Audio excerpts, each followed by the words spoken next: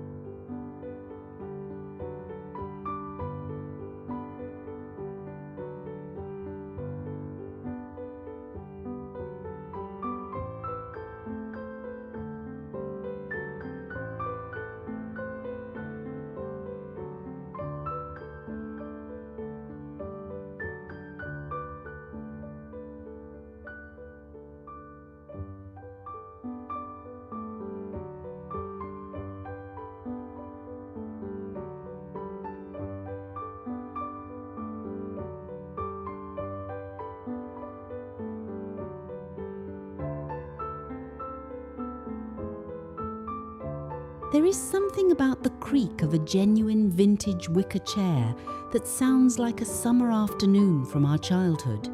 When we talk about sunrooms, we aren't just looking for furniture. we are looking for soul. For those of you considering a home equity line of credit for larger renovations, or perhaps just refreshing a space, starting with high-quality, antique wicker is a wise investment in your lifestyle. Look for those heavy, tightly woven pieces from the 1920s or 40s, the ones with the intricate Bar Harbor style weaving. A weathered white or a soft chippy seafoam green finish brings an immediate sense of history. These aren't just seats, they are vessels for memories. When you pair a sturdy rattan settee with a glass-topped side table, you create a space that feels airy yet anchored. It's the kind of quality that modern big box stores just can't replicate.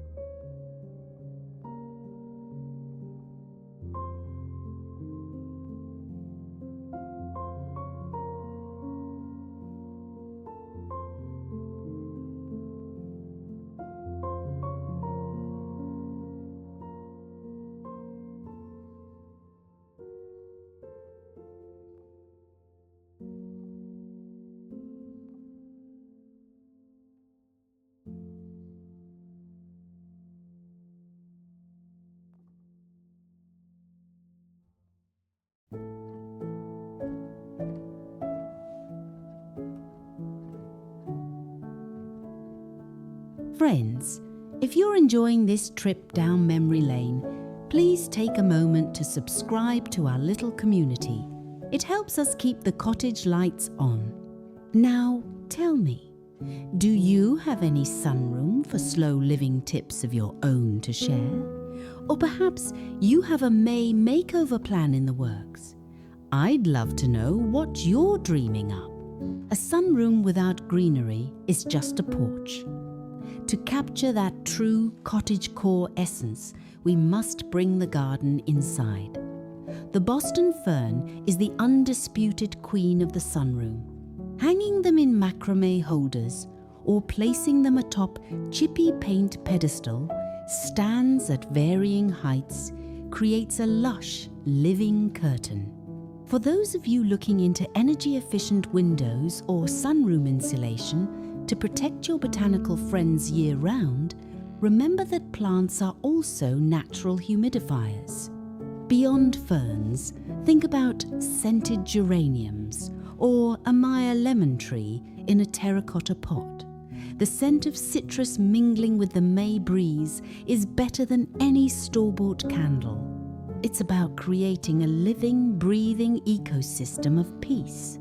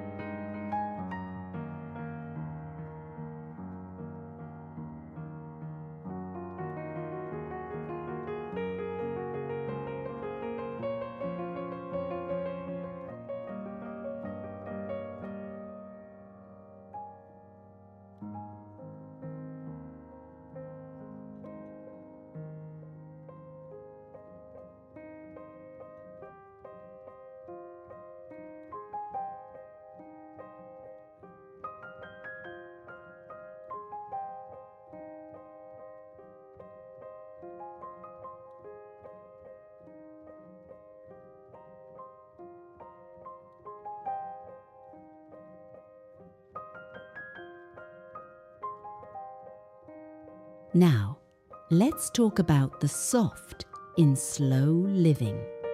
To soften the lines of glass and wood, we turn to fabrics.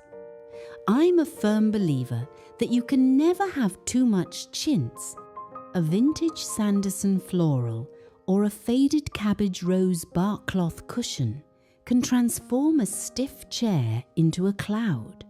When choosing textiles, think of the English countryside. We want dusty pinks, sage greens, and buttercup yellows. If you're looking at quality home insurance to protect your cherished heirlooms and antique textiles, you know that these pieces are more than just decor. They are part of your estate. Layering a braided rag rug over a sisal mat adds that tactile depth that makes you want to kick off your shoes. It's about creating a visual garden that never wilts, even when the sun goes down.